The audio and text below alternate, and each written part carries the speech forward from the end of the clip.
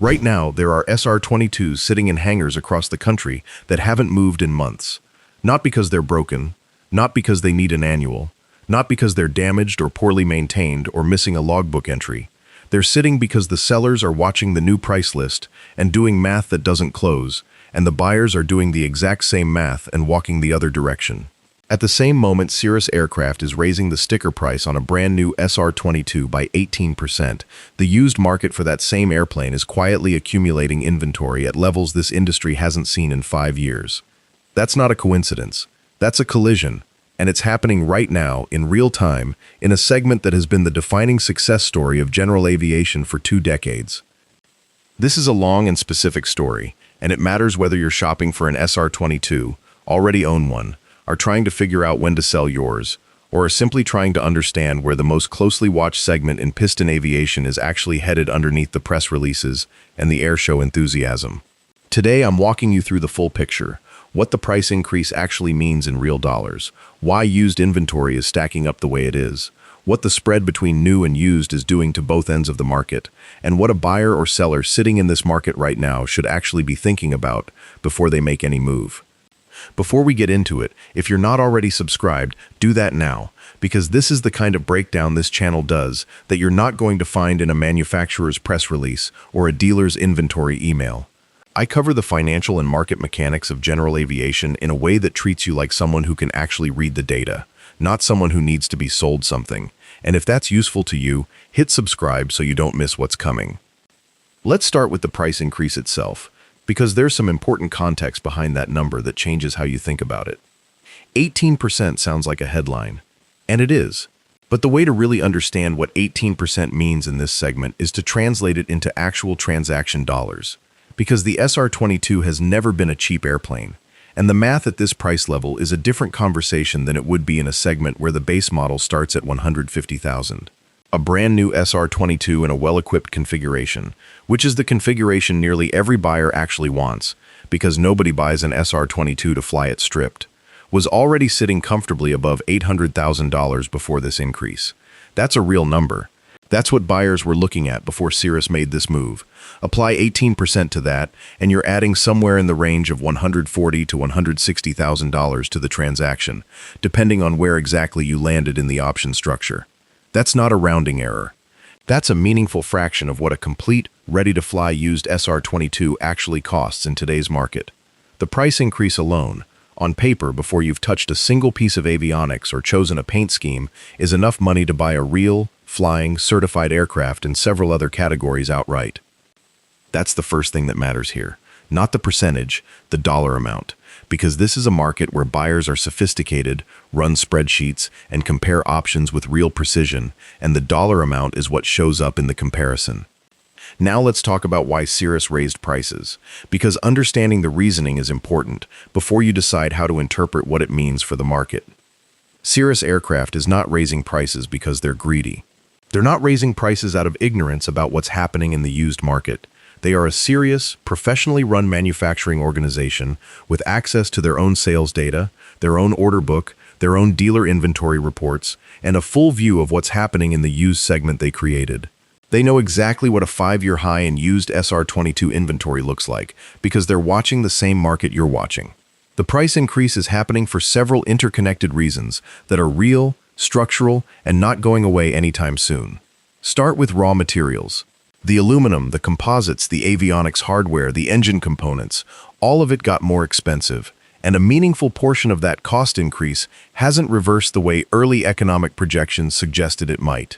When input costs go up and stay up, a manufacturer absorbs that cost or passes it through. There's no third option. Absorbing it indefinitely eats into the economics that fund certification programs, engineering improvements, and the customer support infrastructure that SR22 owners expect and depend on. Passing it through to buyers is the alternative, and that's what a price increase represents in practical terms. Add to that the labor environment. Skilled aviation manufacturing workers, the people who actually build these airframes to tolerance, are harder to hire, harder to retain, and more expensive to keep than they were 5 years ago. Aviation manufacturing is a specialized skill set with a long training curve, and the competition for that workforce has gotten genuinely intense. That cost goes somewhere, and it goes into the price of the airplane. Then there's the certification overhead, avionics updates, safety improvements, regulatory compliance. Every change that Cirrus makes to the SR22 runs through an FAA certification process that is expensive, time-consuming, and not optional. The Perspective Touch Plus avionics suite that buyers expect as standard in a current SR22 represents real engineering investment, real certification cost, and real ongoing software development expenditure that gets amortized across every unit sold. When you're asking why a new SR22 costs what it costs, a meaningful portion of the answer lives in that certification and software development budget. And then there's the piece nobody wants to talk about too directly, which is product liability. Every airplane Cirrus builds carries a liability tail that reaches decades into the future, and the insurance that covers that tail is priced into every unit they sell. As the fleet has grown, as the aviation legal environment has evolved, and as claims history has accumulated, that liability component has not gotten cheaper. It's gotten more expensive, quietly, over time, and it shows up in list price. So the price increase has real causes. But real causes don't make buyers automatically able or willing to absorb them, and this is where the used market story becomes inseparable from the new pricing story. Let's talk about what 5-year high used inventory actually means, because the phrase is easy to drop and harder to fully understand without context. For most of the period between 2019 and roughly mid-2023, the used SR22 market was tight in a way that was genuinely remarkable. Pandemic-era buying demand, combined with supply chain disruptions that stretched new delivery timelines significantly, pushed buyers into the used market in numbers that depleted inventory fast.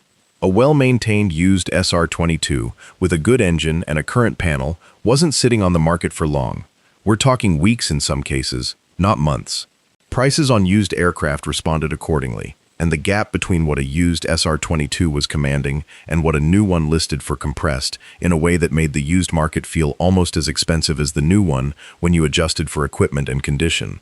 That's a market state that was genuinely good for sellers, frustrating for buyers, and ultimately unsustainable. What we're looking at now is the hangover from that period. Several things happened simultaneously to push used inventory up to where it sits today, and each of them is worth walking through because they represent different pressures that are pulling in the same direction. First, and probably most significant, is the exit of pandemic-era buyers. The period from 2020 through 2022 brought a wave of new or returning pilots into the SR22 specifically, people with time, disposable income, and a newly sharpened appetite for activities that kept them out of crowded environments. A subset of those buyers had the financial resources to stretch into a used SR22, which was the airplane the flying media and the aviation influencer community had been holding up as the best single-engine personal transportation aircraft for years. Some of those buyers were genuinely passionate aviators who'd been waiting for the right moment to get back in or step up. A meaningful portion, though, were buyers who were excited about flying in a specific economic and lifestyle moment that has now changed. As that moment passed, as real life reasserted itself, demanding careers, family schedules, the opportunity cost of a Saturday spent flying versus a Saturday doing something else, some of those buyers have quietly decided that airplane ownership in general, and a high-performance aircraft specifically, doesn't fit the life they're actually living right now. When they sell, their airplane goes back into the used pool. Multiply that across the volume of pandemic-era buyers, and you start to understand where the inventory is coming from. Second is the interest rate environment. And this one hits harder than a lot of people initially realize, because the SR22 lives at a price point where financing is nearly universal. A genuinely enthusiastic buyer purchasing a used SR22 at $600,000, $700,000, or $800,000 is almost certainly financing a substantial portion of that, and the interest rate on that loan went from something in the low 3s to something in the 6s or 7s, depending on when they bought, what their credit profile looks like, and what lender relationship they brought to the table. That shift in rate isn't a rounding error at this price level. It's several $1,000s a year in additional carrying cost, compounding on top of hangar, insurance, maintenance, and engine reserves that were already significant for a turbo-normalized aircraft. Some buyers who stretched to get into this airplane a couple of years ago are finding the total ownership cost more uncomfortable than they projected, and the answer is to sell. Again, those airplanes go back into the used pool. Third is the natural life cycle dynamics of the segment itself. The SR22 has been in production long enough that the earliest models are now in their early to mid-20s in terms of age. The owners who bought those early airplanes when they were new are themselves moving through the natural arc of a GA pilot's life. Some are retiring from flying entirely. Some are stepping down to lighter, simpler airplanes as their mission changes. Some are running into the medical certificate conversation that affects every pilot who flies long enough. When any of those things happen, the airplane gets sold and it goes back into inventory. This is normal fleet life cycle stuff, not panic selling, but the volume of it has grown because the fleet itself has grown significantly over the years, and more units in the fleet means more units cycling back through the used market at any given time. Fourth is something subtler that doesn't get talked about as often, which is the convergence of the SR22 used market with the broader question of what ownership actually demands from a pilot who flies this specific airplane. The SR22 is a capable, fast, turbocharged aircraft with meaningful systems complexity relative to a simple fixed-gear trainer. It rewards pilots who fly it regularly and with genuine attention. It is not the kind of airplane that tolerates being flown 40 or 50 hours a year by a pilot who's busy enough that flying has become occasional rather than habitual. Insurance underwriters know this, and over the last few years the conversation about minimum hours, recurrent training requirements, and what it takes to keep the coverage you need on a Cirrus specifically has gotten more demanding. Some owners are discovering that the airplane they loved when they were flying 120 hours a year is an airplane that's become complicated to insure and frankly slightly uncomfortable to fly competently when their schedule has dropped them to 60 or 70 hours. That's a legitimate reason to sell, and it's producing real inventory in the market right now. So you've got those four streams all running in the same direction at the same time. Pandemic buyers exiting, rate sensitivity pushing owners out, fleet life cycle producing natural turnover at growing volume, and the flying hours insurance dynamic adding pressure on underutilized owners. Stack all of that on top of each other and you get 5-year high used inventory. That's what that number actually represents. Now here's where it gets really interesting, and this is the part that matters most if you're trying to figure out what actually happens next. The spread between new and used in this segment has gotten wide enough that it's actively reshaping buyer behavior in real time. Let's put some honest numbers on this, without pretending I know the exact state of any individual deal, because pricing varies based on panel configuration, engine time, damage history, and about 15 other variables. But let's work with realistic market ranges, because the math is the story here. A new SR22 GTS with the Perspective Touch Plus panel, caps, and a reasonable selection of options is going to land somewhere in the range of $900,000 to over $1 million, depending on how it's configured and what the dealer situation looks like. That's the post-increase world. A used SR22 G6 or G5, which are recent enough generations to have modern panels and current safety systems, well-maintained, mid-time engine, complete logbooks, that airplane is in the market right now, in a range that spans roughly from the mid-400s on the lower end to the mid to high 600s on the upper end, depending on configuration and time. That's a spread of somewhere between $300,000 and $500,000 between a comparable used airplane and a new one. Stop and sit with that for a second. $300,000 to $500,000 in a segment where the total transaction value is under $1 million. That's not a small premium for new. That's the entire cost of a serious airplane sitting between new and used. And in an environment where used inventory is high, meaning buyers have real selection, can be picky, can negotiate, and don't have to compete with other buyers as aggressively as they did 2 years ago, a gap that large becomes almost impossible to justify for the typical buyer. The typical buyer in this segment is not buying on pure emotion. They're not buying their first airplane. They're experienced, financially sophisticated, and they've done this analysis before. They know what the depreciation curve on a new Cirrus looks like, because they've watched it over multiple ownership cycles. A new SR22 loses meaningful value in its first year, regardless of how well it's maintained and how carefully it's flown, because that's what new aircraft do, as they transition from factory-warranted units to used airplanes in the open market. Buying new means you own that depreciation hit. Buying a 2- or 3-year-old used SR22 means the previous owner owned it for you, and you're stepping in after the steepest part of the curve has already passed. In a market where used inventory is ample, and the spread is as wide as it currently is, the buyer doing an honest analysis, which is most of them, keeps landing in roughly the same place. Buy used, Get essentially the same airplane for dramatically less money. Deploy the difference into the ownership experience itself. Better hangar, bigger maintenance reserve, engine program fully funded, meaningful upgrades if the panel needs refreshing, a travel budget that actually makes using the airplane what it's supposed to be. That's the math, and it's hard to argue with. What this does to the new sales side is obvious. It puts Cirrus in a genuinely difficult position, not an existential one. Cirrus is a well-run company with a global customer base, international sales that partially offset domestic softness, and a product that genuinely stands alone in certain respects. But difficult in the sense that the buyers who would be most naturally inclined to buy new, the experienced Cirrus owner trading up, the sophisticated buyer who already knows what they're getting, are precisely the buyers who are most capable of doing that used versus new analysis, and most likely to land on used as the answer when the spread is this wide. The buyers who are genuinely going to pay the new price are a specific subset. Buyers for whom the factory warranty and zero-time fresh start are genuinely important. Buyers who want the absolute latest avionics configuration as standard, rather than through a retrofit. Buyers for whom the aircraft is a business asset, with specific depreciation accounting reasons to prefer new. And buyers who simply want to know exactly what their airplane's entire life has been since the day it was assembled. That's a real buyer. That buyer exists, but it's a smaller slice of the potential SR22 market than Cirrus needs to sustain current production volumes while inventory accumulates on the used side and the price gap widens further. Let's talk about what happens to used pricing from here, because this is where the picture gets a little more complicated than a simple bull or bear story. High inventory does not automatically mean prices collapse. It means the market is softer, which is different. The SR22 is not an undifferentiated commodity. It's a specific, proprietary aircraft with a specific support ecosystem, a specific ownership culture, and no direct competitors that replicate everything it does.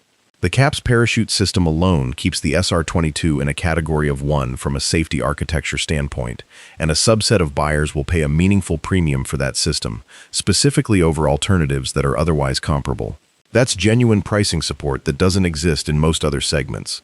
But soft is real. When inventory is high and buyers have options, prices drift down even on quality units because negotiating leverage shifts. The seller who was able to list at the top of the range and hold firm 18 months ago is now looking at offers that are 5 or 10% lower, sitting on the market longer before getting a serious inquiry, and potentially making concessions on what's included in the sale. Last annual paid, fresh avionics database subscriptions, even some contribution toward transition training for the buyer, that they simply wouldn't have entertained when inventory was thin. That's where the market is moving right now, and it's moving there gradually rather than dramatically, which is actually consistent with how SR22 pricing has always moved, with discipline, because the community is relatively small and sellers talk to each other, but with real directional drift when the conditions justify it. The question a lot of current owners are wrestling with right now is timing. If you own a used SR22 and you're thinking about selling in the next 12 to 24 months, do you move now while pricing is still holding reasonably well, or do you wait and risk the market softening further? That's not a question with a clean universal answer, because it depends so heavily on individual circumstances, what you paid, what you've put into it since, what your personal flying situation looks like going forward, whether you're stepping into something else or exiting aviation entirely. But the directional market read is this. You're probably not going to see 2021 or 2022 prices return in the near term because the conditions that produce them, thin inventory, pandemic buyer demand, compressed spread versus new, are not returning. The specific combination of factors that made that market so seller favorable was unusual, and it's past. What might support prices from sliding further than a modest correction from peak values? A few things, and they're worth knowing about. Engine program adoption is one. A used SR22 enrolled in an EASA or Continental engine program, with that reserve in good standing and a predictable path through TBO, is a fundamentally different transaction than one without coverage. As more buyers have become sophisticated about the cost and disruption of an unplanned engine event on a Cirrus, the premium for an enrolled airplane has grown, and it provides real pricing support at the quality end of the inventory pool. The engines that are running mid to high time, without a program enrolled, are the ones taking the pricing pressure hardest, because sophisticated buyers are running the true cost of ownership, including the engine, and finding the math requires a lower entry price to make sense. CAP serviceability is another. The whole airplane parachute is time-limited and periodic maintenance required. An airplane with a fresh CAPS repack and known CAPS service history is meaningfully more attractive than one where the buyer has to run that work down before they're comfortable. As awareness of CAPS maintenance requirements has grown in the buyer community, the pricing differential between a CAPS current airplane and one that needs near-term CAPS work has gotten real. Generation matters significantly too. A G6 versus a G3 or earlier generation is not just a preference question, it's a panel architecture question, a systems architecture question, and increasingly, a resaleability question as the older generations get further from current. The inventory accumulation we're seeing is not evenly distributed across generations. Earlier generations are stacking up more than recent ones, because the buyer who wants a current panel SR22 at a used price is targeting the G5 and G6. And the buyers who end up in earlier generations are often doing so on pure price, which means price is the primary competitive variable on those older units, in a way it simply isn't on more recent ones. Location matters in ways that surprise some people. A dry, western state-based SR22 with documented low-humidity storage history is consistently attracting more interest and better offers than a coastal or high-humidity-based airplane with otherwise comparable specs, because corrosion risk on the older composite structures is a genuine, documentable concern that shows up in inspections and feeds into negotiating conversations. Buyers who've been burned by hidden corrosion issues on other aircraft have gotten more careful, and that caution shows up in offers. So the used SR22 market right now is a market that's stratifying. The best units, recent generation, enrolled engine program, CAPS current, good logbook story, low humidity history, well-documented maintenance by a reputable shop, are still moving with reasonable velocity at prices that represent a modest discount from peak but nothing dramatic. The average units are sitting longer and taking more negotiating friction. The units at the bottom of the quality spectrum, older generation, mid to high time engine, without a program, maintenance history that requires some digging, deferred upgrades on the avionics side, those are the units feeling the most pressure, and that pressure is real. What does this mean for a buyer? Right now, this moment, the used SR22 buyer is in the best negotiating position they've been in since before the pandemic disrupted this market. The options that are available, the time to actually evaluate those options without a competing buyer breathing down your neck, and the leverage to negotiate on price and terms are all meaningfully better than they were 12 to 18 months ago. That's real, and you should use it. But use it thoughtfully. Being in a good negotiating position doesn't mean every airplane in the market is a bargain. Some of the inventory accumulating right now is accumulating because it has problems that aren't immediately visible. Maintenance deferred a little longer than it should have been, logbook entries that don't quite add up, damage history that was repaired but not perfectly disclosed.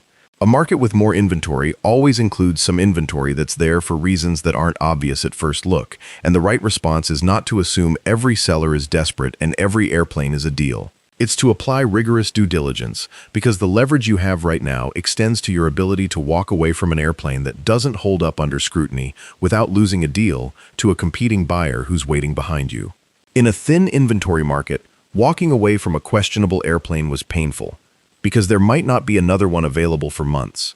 In a 5-year high inventory market, you can walk away from a questionable airplane and go look at the next 3 with complete peace of mind.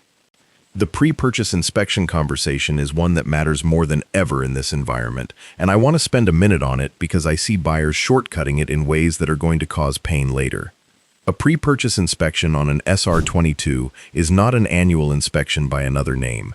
It's a targeted evaluation of the specific risk areas that matter most for this aircraft: composite structure condition, control surface rigging, CAPS system condition, engine health beyond what a basic run-up tells you, avionics function across the full panel, and a thorough logbook review that goes back to birth. The right shop to do this is a Cirrus authorized service center with a track record of doing pre-purchase work specifically on this type, not a general aviation shop that mostly works on other aircraft and happens to be geographically convenient. The cost of the right pre-purchase inspection is a rounding error relative to the transaction price. The cost of not doing it right can be catastrophic, because a problem you discover after you've taken title is yours. And in a high inventory environment specifically, a seller who objects strenuously to a thorough pre-purchase at an independent Cirrus shop is telling you something important. In a thin inventory market, Sellers sometimes push back because they had other buyers waiting and didn't need to accommodate a thorough inspection process. In a market where their airplane has been sitting and they have real motivation to move it, a seller with a genuinely good airplane should welcome the inspection as the thing that removes buyer hesitation and closes the deal. A seller who's uncomfortable with that conversation when the inventory situation clearly favors the buyer is a signal worth paying attention to. Let's spend a few minutes on the financing picture, because it's a layer that significantly affects how this market actually functions and where it's going. The interest rate environment has been meaningfully different from what SR22 buyers were accustomed to during the long period of historically low rates that ran through most of the 2010s and into the early 2020s. An aircraft loan that would have carried an interest rate in the 3 to 4% range a few years ago is now a 5 to 7% conversation, depending on the buyer's credit profile, the loan term, and the lender. At SR22 price levels, the difference in monthly carrying costs between those two rate environments is substantial enough to meaningfully affect how buyers think about the all-in ownership budget. What this has done in practice is push some buyers toward lower acquisition prices, even when they could technically qualify for larger loans. The logic is straightforward. If I'm paying a higher rate, I want to minimize the principal I'm financing so that my monthly nut stays manageable relative to the other costs of ownership. That means more buyers shopping toward the lower end of the used price range than the upper end, more buyers considering older generations because the entry price is lower, and more buyers doing the math on total cost of ownership with unusual seriousness, rather than just looking at acquisition price in isolation. For the market overall, this creates a dynamic where demand is clustering toward the more affordable end of the used spectrum, while the upper end of used inventory, the nicer, more recent, higher-priced units, is seeing more hesitation than the raw price level would imply. An SR22 G6 with a great story priced at $650,000 is competing not just against other G6s, but against the buyer's own calculation of what that financing costs every month for the next 10 years. At current rates, stacked against the total ownership budget. When that math comes back uncomfortable, the buyer doesn't necessarily leave the SR22 market. They slide toward a G5 or a very nice G4 at a lower entry point where the financing is more manageable. The lenders who specialize in aircraft financing are watching this closely and adjusting accordingly. Some of the major aircraft lenders have tightened loan-to-value guidelines specifically for older piston singles, recognizing that in a softening market, the collateral value that backs the loan can move in uncomfortable directions if the borrower runs into trouble. That tightening means buyers of older SR22 generations are sometimes finding they need to bring more cash to the table than they expected because the lender wants a more conservative loan-to-value ratio than the buyer planned for.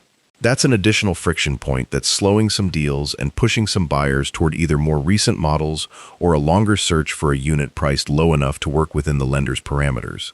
Now I want to talk about Cirrus as a business for a minute, because I think there's a version of this story that's unfair to them and an honest version that cuts differently. Cirrus is not a struggling company. They are the best-selling single-engine aircraft manufacturer in general aviation by a measure that has been consistent for years, and they have a customer base, a brand loyalty, and a service ecosystem that no other manufacturer in this segment comes close to replicating. The CAP system has saved lives in ways that are documented and quantifiable, and it has done something even harder. It has changed the culture around safety in a community that historically resisted that kind of change. The Cirrus airframe parachute system isn't just a marketing feature. It's a genuine, real-world safety advancement that has made SR22 owners statistically safer than comparable pilots in comparable aircraft, and that matters enormously to the buyers who are choosing this airplane for serious transportation.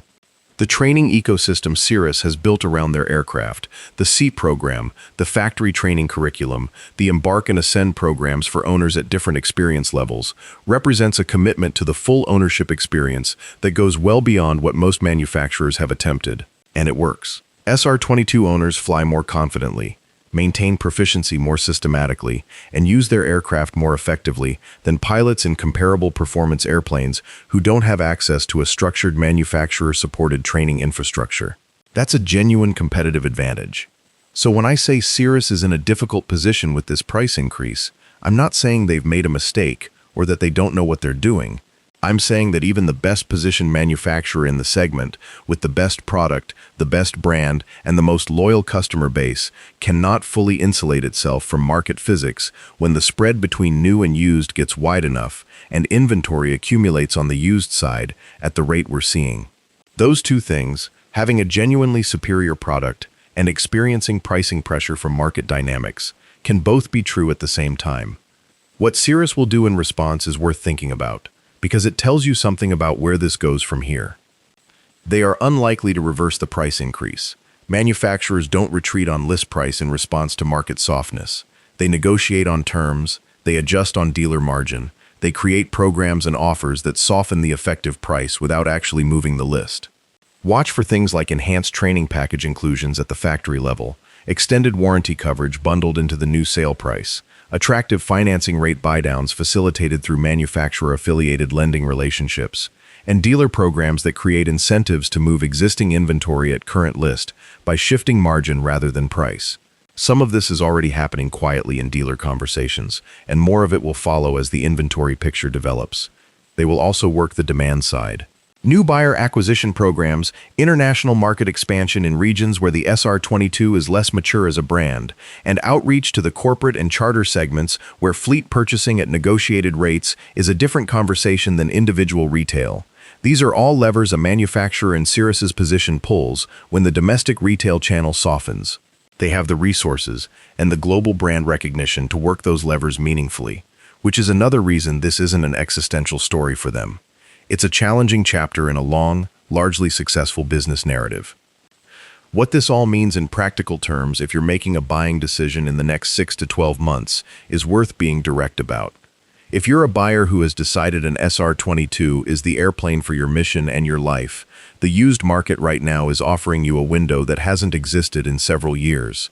You have options, you have time, you have negotiating leverage. The question isn't whether to use it, it's how to use it intelligently.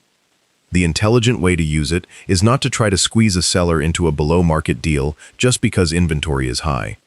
It's to use the availability of options to be genuinely selective about quality, to take your time with the pre-purchase process without feeling rushed, and to buy the right airplane rather than the available airplane. High inventory protects you from the panic of, if I don't take this one, I'll lose it forever, which was genuinely paralyzing for buyers in 2021 and 2022. That protection is valuable.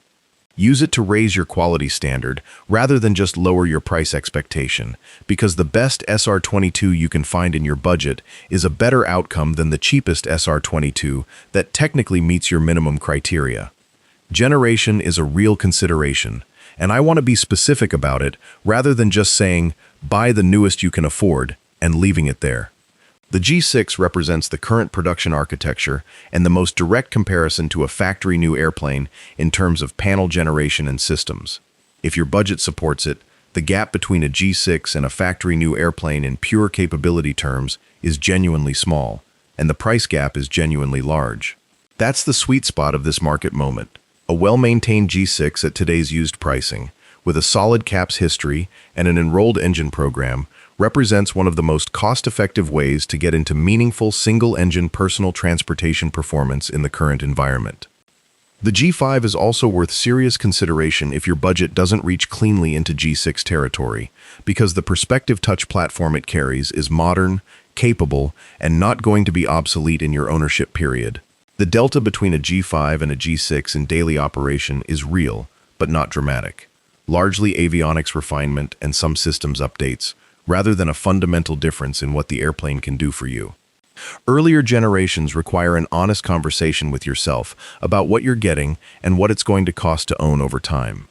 The airframe is fundamentally the same, which is a testament to how well the basic SR22 design works. But the avionics architecture is older. Retrofit costs, if you want to bring it forward meaningfully, are real, and resale 5 or 8 years from now, as the G6 generation becomes the dominant used market reference point, means you're holding a depreciation position that may be less comfortable than you're expecting. If the entry price on an older generation is what makes ownership possible for you right now, that's a legitimate calculation. Just go into it understanding the full picture, rather than just the number on the listing. For owners who are thinking about timing a sale, the practical advice is similarly specific. If you own a G6 or a very nice G5 with a clean story, You're in the part of the inventory pool that's still moving relatively well because buyers with meaningful budgets who've decided they want a recent generation SR22 are discriminating in your direction. This is not a panicked sell signal, but it's also not a hold forever signal if selling was on your medium-term horizon anyway. The market has softened from peak. It's not likely to return to those peak conditions in the near future, and the price increase on the new side, while it creates a wider gap that supports used values in theory, doesn't automatically translate into used price appreciation because the inventory volume is working against that simultaneously. If you own an earlier generation and you've been thinking about stepping up or stepping out, the window where your airplane commands a genuinely premium price has narrowed, and the trajectory over the next several years is likely toward further softening as fleet age increases and the gap between your generation's avionics architecture and the current panel standard grows. That's not a collapse story, but it is a story that says the decision to sell gets harder to optimize the longer it's deferred, and having that conversation with yourself now, while there are still motivated buyers in your price range, is worth doing before the inventory picture or the avionics obsolescence curve makes it for you. One more layer that matters here and deserves its own space: the insurance conversation specific to Cirrus ownership. Because the SR22 sits at a price point and performance level that puts it in one of the more carefully scrutinized underwriting categories in general aviation, and the current insurance environment is not making that any easier. Underwriters who cover Cirrus aircraft have gotten more specific in their requirements than they were even 3 or 4 years ago. Minimum hours for initial coverage have gotten higher in many cases. Required transition training through a SIP instructor before solo operation has become more routinely required, rather than just recommended. Recurrent training requirements, which Cirrus has always encouraged, and their culture supports enthusiastically, have become more explicit as an insurance condition, rather than an optional best practice. And for buyers stepping up from significantly lower performance aircraft without an intermediate step, the conversation with a broker about what insurability actually looks like can be surprisingly specific. None of this is a reason not to buy an SR22. The insurance is obtainable, costs are predictable once you know your profile, and the safety record of Cirrus aircraft supports the case for insurability even when it costs more than buyers initially expect. But it's a reason to have the insurance conversation early in your buying process, before you've fallen in love with a specific serial number and committed emotionally to a purchase that might be more complicated to close than you anticipated. Get a real quote from a broker who specializes in high-performance piston aircraft, based on your actual logbook, your actual training record, and your actual intended operation, before you're in the closing stretch of a deal. That quote will either confirm the airplane fits your financial picture or give you the information you need to build toward insurability before you buy. And either outcome is better than discovering the mismatch at the signing table. The training investment side of this is worth making explicit. A buyer who comes to the SR22 with a solid recent flight experience in complex aircraft, current instrument currency, and some formal transition training history is going to have a materially different insurance conversation than a buyer who holds a private certificate with modest recent hours and hasn't flown anything above a basic fixed-gear single. The market Cirrus has built, the SIP training network, the factory programs, the mentored checkout structure, exists partly because they understood early that getting buyers to the airplane trained and current is good for safety, good for the brand, and good for the insurance picture. If you're approaching the SR22 from a background that's going to create friction in the underwriting conversation, the investment in training before the purchase isn't just a good safety decision, it's a financial decision that affects what you pay for insurance for the entire time you own the airplane. Let me take a step back and look at what this moment actually signals about the SR22's position in the broader GA market, because I think it's easy to mistake what's happening for something more alarming than it is, and equally easy to dismiss something real that's worth understanding. The SR22 is not losing its position as the dominant personal transportation single-engine aircraft. Nothing on the used market is competing with it on the combination of speed, safety system, training ecosystem, and ownership community that defines the SR22 experience. The closest used alternatives in performance terms, turboprop singles or the very top of the piston twin market, come with their own costs, complexity, and training requirements that make them different decisions rather than simple substitutes. For the buyer whose mission is personal transportation flying, whose priority is a combination of real speed and genuine safety architecture, and who values the community and support infrastructure Cirrus has built, there's still no used alternative that checks every box the same way. What is happening is that the economics of new SR22 ownership have moved to a level where the justification for paying new versus well-selected used requires a buyer to have a specific, thoughtful answer to why new is worth the premium for their situation, rather than just being the default choice for a buyer with sufficient funds. That's a shift. It's not a collapse, but it's a shift that's real, and it has real implications for inventory, for pricing dynamics, and for how this market behaves over the next several years as both ends of the new versus used spread continue to evolve. The manufacturers who navigate this kind of moment best are the ones who are honest internally about what the market is telling them, while continuing to invest in the things that actually support their premium position. For Cirrus, that means the next generation avionics update matters enormously, because if the gap between a current year SR22 and a 3-year-old SR22 on the avionics and systems side is genuinely meaningful rather than incremental, it rebuilds the case for new in a way that a price argument alone never can. It means the training and support ecosystem gets even more important as a differentiator, because a buyer paying the new premium needs to feel that the full ownership experience, not just the hardware, justifies the difference. And it means being honest with dealers about what the inventory situation requires in terms of flexibility on terms, creative financing, and the kind of deal structure that moves an airplane in this environment versus the kind that kept an airplane on the ramp for a year. None of this is unique to Cirrus. It's the general aviation market doing what markets do when conditions shift, working through an adjustment period between where things were and where they're going,